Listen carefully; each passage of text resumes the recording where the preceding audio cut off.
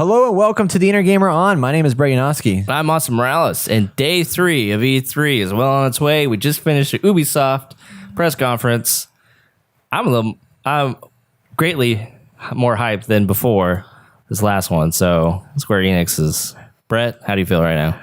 I feel pretty good. Yeah? I feel pretty good. Yeah. I think this is the best produced E3 showcase that we've had thus far. Very smooth, like transitions and everything. Yeah. From one point to the next, Because kept rolling. Microsoft did a good job, but it was they didn't cover as much as I would have liked them to have done in with most games, but they did a good job with this one in that they would show a trailer of a game and actually have a trailer of substance, and then you have two guys come out or one guy come out, creative director or whoever, to sit there and talk about what you just saw in the trailer. So you actually have actionable notes to write down about said game, and then they go into a gameplay trailer or a more in-depth trailer of said game. So we got to see a lot of content about all these games. Unfortunately, no major surprises. We didn't get Splinter Cell, so I was kind of pissed off about that. Very upset. But we thought it was okay. It was almost a for sure deal in my mind that it was happening. Yeah. But I guess they're waiting for Gamescom or something. Maybe, I don't know, but what else are they waiting for? They did open up with a huge dance number, which is pretty standard for them. Yeah, Just Dance 2019 came out with a dancing panda. But I'm glad it didn't take that long this time. They got in there. It was and it looked really good. It wasn't I mean, last time I felt like hokey. it was super hokey. Yeah, and this time it was pretty smooth. It went way too long. This time it was sweet, short. Got out of there as quick as possible. On to the next game. So yeah, let's just jump into the games we're going to talk about. The big reveals, we have Beyond Good and Evil 2, a very in-depth look at that, and including some gameplay, which is really cool. We have The Division 2, we have Skull and Bones, Assassin's Creed Odyssey, and then some other things that we're just going to trickle in there at the end. So let's jump into Beyond Good and Evil 2 first. Me and Brett both haven't played Beyond Good and Evil 1. No, we have not. But never.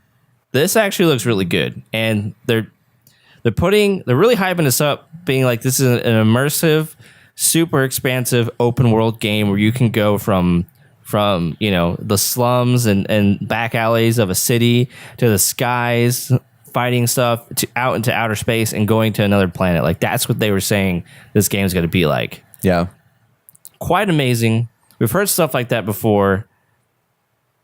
It's potentially they could do that, but what really got me pumped is that there is a story here, and it is tied to the last game, which I don't know anything about, but it seems very interesting, and I'm very intrigued. Yeah, so it's a space opera, and they did showcase a glimpse of Jade, who looks like she may be the enemy. This is a prequel to the first game. Looks like she may be an enemy to the group, and in the first game you play as Jade, so it's really interesting to see that kind of twist come in there, and the crowd kind of roared and went crazy about it. But I like that these characters are the characters kind of remind me of the Guardians of the Galaxy characters. None of them really go well together, right, but they just have this relationship that jives really nicely. So and one of the things that they mentioned towards the end that I thought was really cool is they announced the Space Monkey program, where they're going to allow you to as players create art and music and other things using a collaboration with Hit Record, which was created by Joseph Gordon-Levitt. So he actually came on stage to talk about this collaboration. So you can, as an artist, basically work together and collaborate with other people that are creators on music and art and other types of things that are actually going to be put into the game.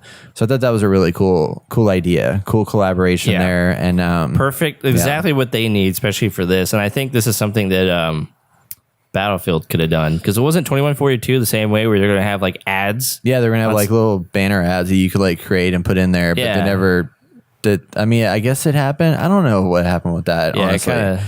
But anyway, so Beyond Good and Evil 2 looks really good. Pretty excited about it. It might be something I'll jump into and play.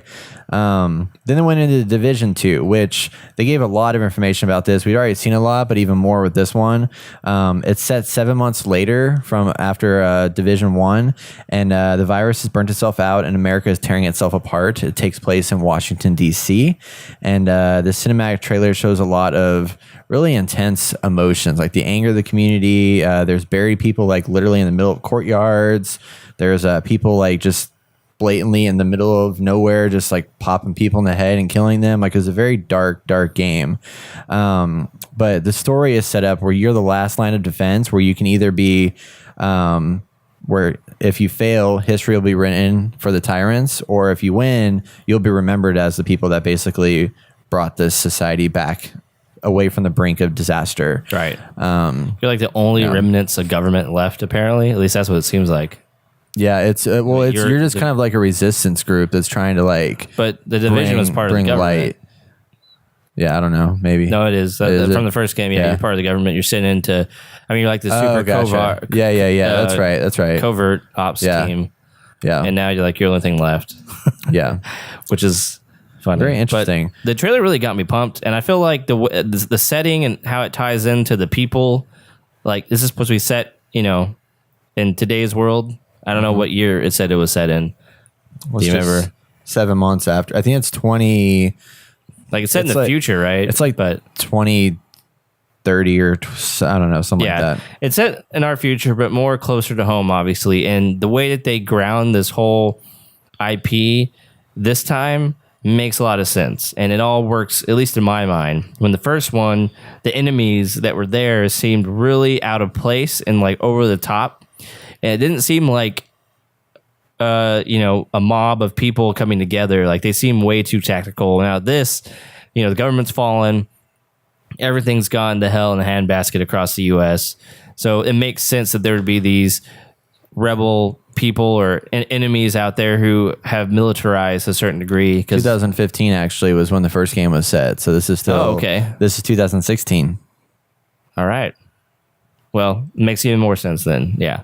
I don't know. What do you think? I mean, you remember some of the story from the first one, right? And those enemies and stuff? No, I mean, I played the beta for like 10 minutes and that was about it. I never even got into the actual game. Did you buy it?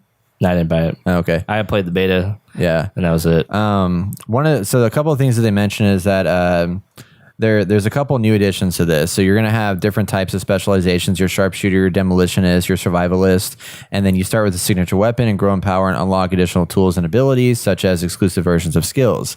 One thing that they are adding, though, is a new way of teaming up with friends. You can have up to 8 players and face up in raids for the first time ever in Division 2. So that was a pretty big announcement. Some good in-game stuff right there. Yeah. And they're also going to have 3 DLCs in year 1. They're going to be doing a lot of content. They said they have years of content planned out for this game. The first year, each DLC is going to have new story, new areas to explore, and new activities, and every bit of it's going to be completely free. This is huge, and this is now a trend in a lot of games across the game sphere. Like everyone's doing free DLC, which I assume they're going to have cosmetics you can buy to some degree. There'll be some kind of transaction, something or another. Yeah, it's nice to see that, Brett, you were saying everyone's listening to this, all these controversies that have been coming out in the past year, technically 2 years, and this is the only industry this happens in. Like, it takes years for things to change in other industries, but here, like, it's almost immediate. Like, people have to take notice. Yeah. So this game's coming out March 15th, 2019. So not too terribly far away.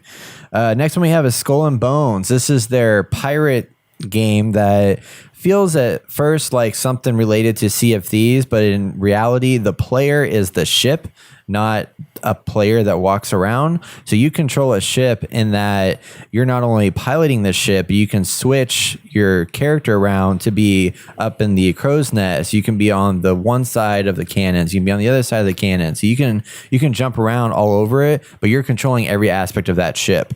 So when people spot you on the open seas, they're spotting your ship as a player, not like an individual person on that ship. It's the dreadnought of the seas. The dreadnought of the seas, yes. So it is really, really cool. Indian Ocean. What do you think of it so far? Like, is this a game you're going to play? I think I could get into it. Yeah, I mean, it's very tactical, which I thought it's a lot more tactical than I expected it to be. Right. But I mean, it's coming from it's akin to like For Honor and stuff like that, where it's got that very tactical, strategic kind of playthrough. And I like there was a part where they mentioned that there's other ships out there that could be more higher level than you, and you can actually, I guess, in some way summon other players to join you, or probably your friends, right, and have them come in and you all attack them together. And then at the end of it, there's all this gold there for the taking. So then you all then become enemies. So if you want a lot of well, I don't know if it's set to only one person can take the gold. So at that point, everyone has to duke it out. You know what I mean? I think it is. That's what it sounds like. Yeah, which would be intense because like if you take those out, then it's like, well, shit. Now who's gonna get it? You know, like it's crazy. Everyone dies.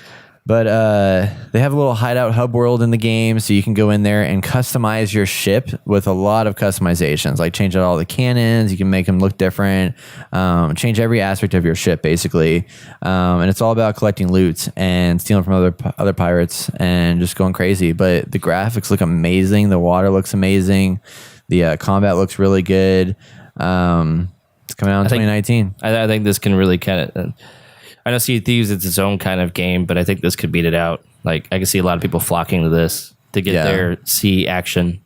Yeah. And I'm sure they're going to have the quests and we're doing some bounty type things and meet your daily requirements or whatever. I totally can see that in this game. But, oh, yeah, for sure. And much more rewarding. I think it's different. I mean, it sucks for Sea of Thieves because it's easy to compare these two games because they're both pirate games. Right.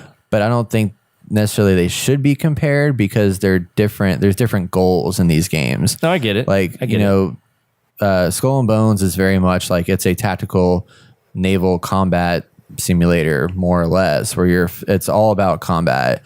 And Sea of Thieves is about discovery and exploration and things of that nature. So it's a very different kind of focus on each one. But I do see like that being the comparison's definitely there. Right. And it sucks for Sea of Thieves that this is coming out because this looks way better than like what Sea of Thieves is working on. Because I thought the naval combat in Sea of Thieves or Skull and Bones could more or less be what Sea of Thieves was going to have, and where you can like get better cannons. You can make your ship in Sea of Thieves look really cool, but this like the naval battles is just kind of like you have what you have in Sea of Thieves, and hopefully it's just very even playing field type thing.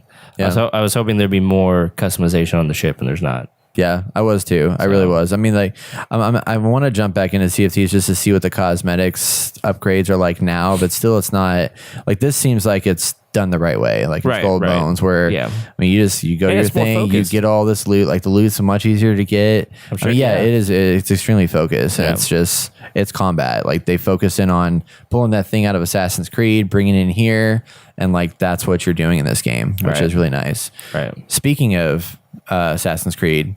We have a new Assassin's Creed that's been confirmed. Assassin's Creed Odyssey, set in ancient Greece. You play as a Spartan, but you can pick one of two Spartans. You can pick as a male character, Alexios, or you can play as a female character, Cassandra.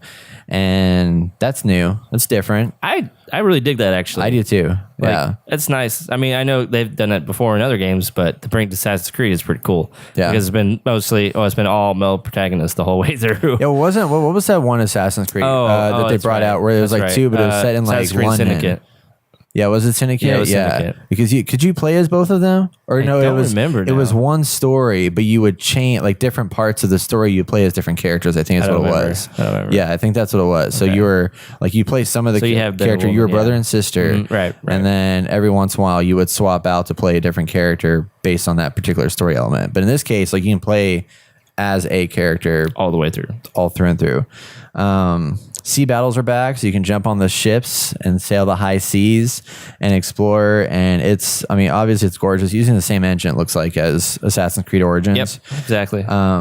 They did introduce some dialogue options, so you can choose different ways to approach a person in conversation, and whether or not that'll have any major impact on the game's story in any way, I'm not sure, but I'm sure it will to some degree. Yeah. It would suck you would just have different dialogue options and hear different things and you're all going in the same direction. I mean, I wouldn't be surprised if it wasn't like Telltale, where it's like you have all these dialogue options, but then when you come back into the end of it, it's like it was for naught, basically. I mean, that sounds more like probably what they're going to do. Yeah, I think so. Yeah.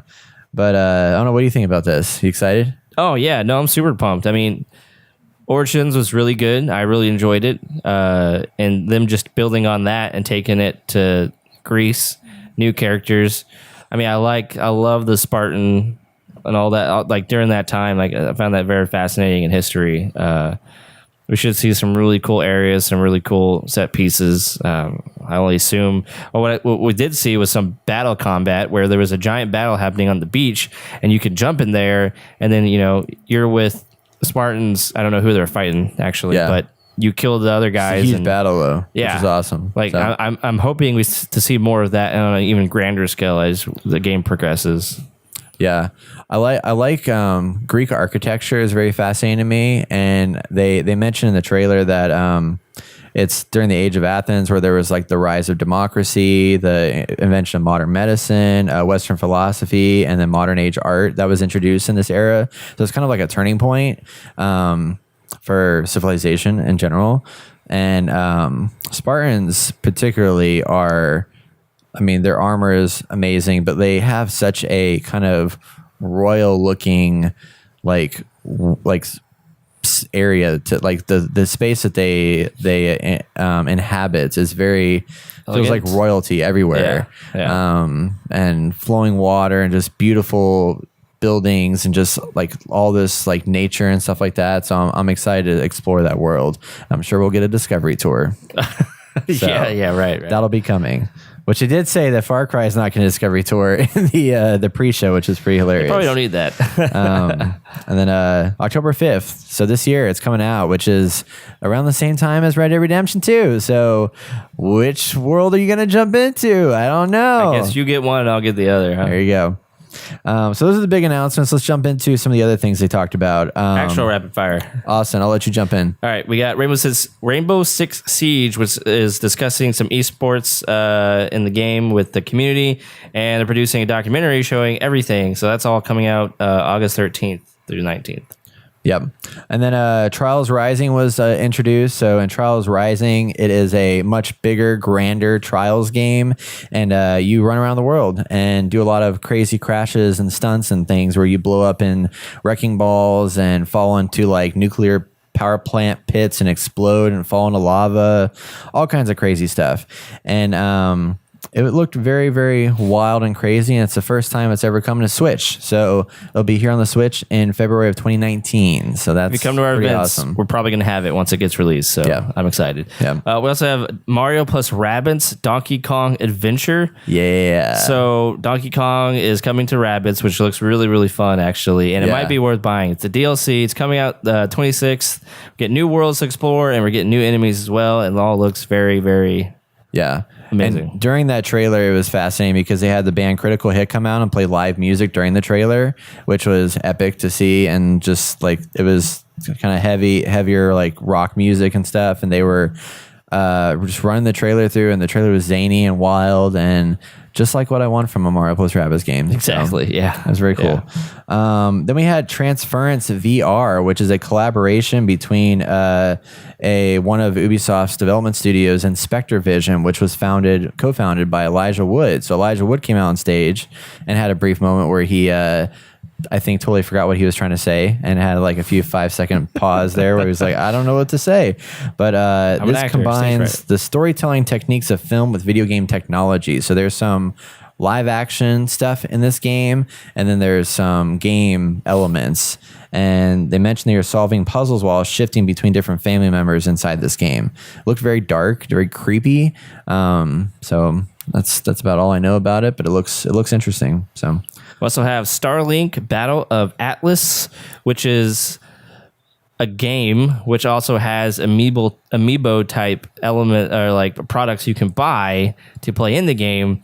I'm not sure exactly how they connect because I know you can use the amiibo type products or toys to and put things on them like guns and stuff to increase your power and do more damage and stuff like that. So there's this really cool blending of reality and digital.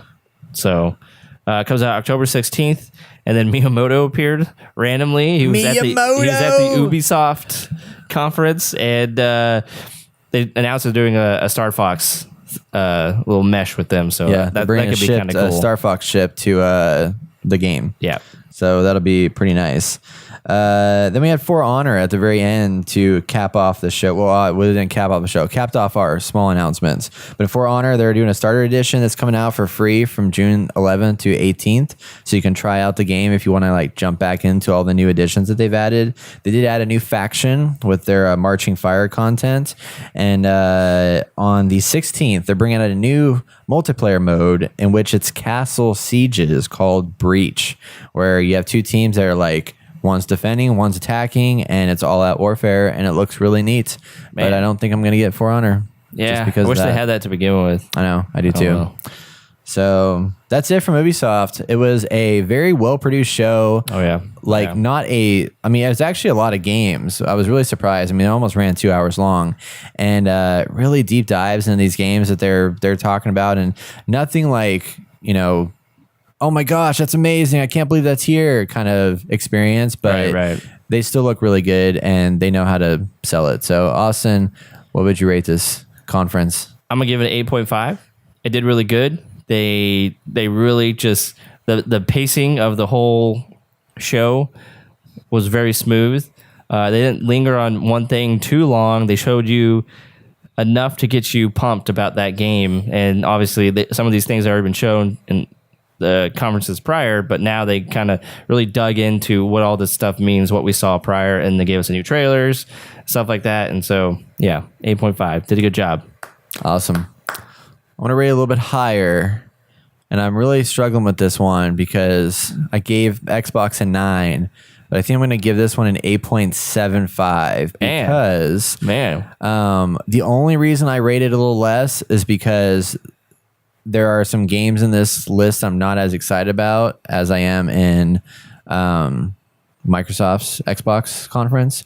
But there are some great stuff in here. Like, I'm definitely going to play Assassin's Creed, definitely going to play Division, definitely going to... well, I'm going to play all of these games that we mentioned. So it's very close. But I think it was just a little bit less good. But still really, really good. And definitely one of the top tier ones from the show. So, Oh, yeah. That's everything for our Ubisoft talk. Stay tuned for more of our E3 videos, and yeah, we'll catch y'all later. Thanks for watching. Thanks for watching our E3 coverage by The Inner Gamer. We have more videos coming out to you all week, so be sure you like and subscribe to our channel. We also have a giveaway. We're giving away a $20 gift card. So head on over to theinnergamer.net/E3 2018. Find out all the full details, and come back to our channel, watch all our videos, click over here.